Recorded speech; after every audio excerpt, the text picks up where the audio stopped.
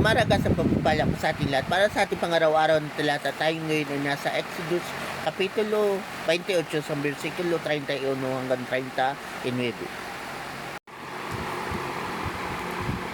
Lanang asul ang ipapagawa mong barong kasuotan ng epod.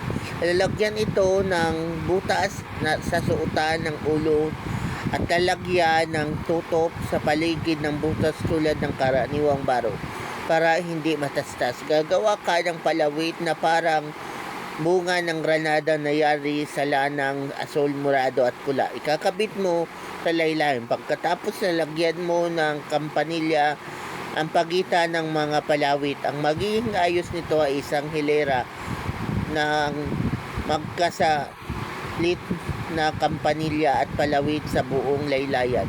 Ito isusuot ni Aaron tuwing gaganap ng tungkulin bilang sacerdote upang marinig ang tunog ng kampanilya tuwing siya'y pupunta at aalis sa harapan ni Yahweh.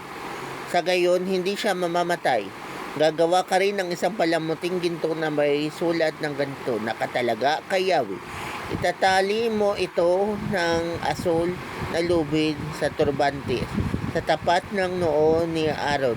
Siya ang magdadala ng anumang pagkulang ng mga Israelita sa kanilang paghandog kay Yahweh. Sa gayon maging kalugod-lugod sa kanya ang kanilang mga handog. Ipagpagawa mo si Aaron ng abito at turbanteng yari sa pinong lino at pamigkis na bubordahan ng maganda. So ang passage pa ito ay continuation ng mga utos ni Lord para sa gamit ni Aaron o yung mga punong sacerdote at sacerdote nung panahon nila. So sa damit pa lang makikita na natin yung ano talaga ang function ng priest or ng sacerdote nung panahon nila. Kasi nung panahon nila, kailangan ng sacrificial offering or burnt offering at ang gagawa nun ay yung high priest. Kasi kapag nagkasala yung bayang Israel o yung bansang Israel, yung high priest yung dudulog sa Diyos para sila ay patawarin. At makikita natin dito na yung may nakasulat sa verse 36, sabi doon na nakatalaga kay Yahweh.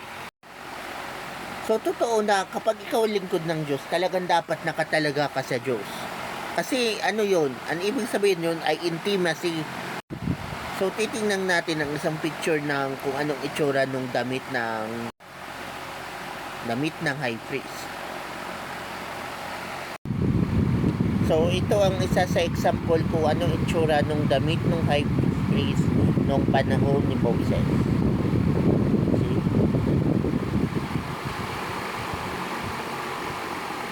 Ayan. Pero tayo, dahil nasa New Testament era na tayo, nasa modern world na tayo, hindi na yun applicable sa atin. Yung mga naglilingkod ngayon sa Diyos, hindi na sila required na magsuot ng ganong robe or ng ganong style ng kasuotan. Pero mapapansin natin dito yung function ng priest or ng pari or ng pastor or ng leader mo bilang sacerdote or bilang lingkod ng Diyos ay nanatili. At yun ay idalangin sa harapan ng Diyos na mapatawad yung bansang kung saan man siya naroroon. So dito sa version na to, nakalagay sa verse 36, yung signet ay may nakalagay na holiness to the Lord. Pero sa ibang version na nakalagay dedicated to the Lord or committed to the Lord. So, kailangan talaga yun na committed ka kay Lord, dedicated ka kay Lord. So, kailangan yun kasi nga naglilingkod ka sa Kanya. Maging pastor ka man o maging cell group leader ka man, dapat dedicated ka talaga. At sa Song of Solomon chapter 7 verse 10, I am my beloved and His desire is toward me. So si Lord may desire siya at may mga plano siya para sa iyo. As long as belong ka sa Kanya, as long as dedicated ka sa Kanya, may plano sa iyo ang Diyos at matutupad yaon. Kaya nga sayo sa gusto mo, ang sa harapan ng Diyos, ang tawag niya sa'yo, beloved or minamahal. Di ba?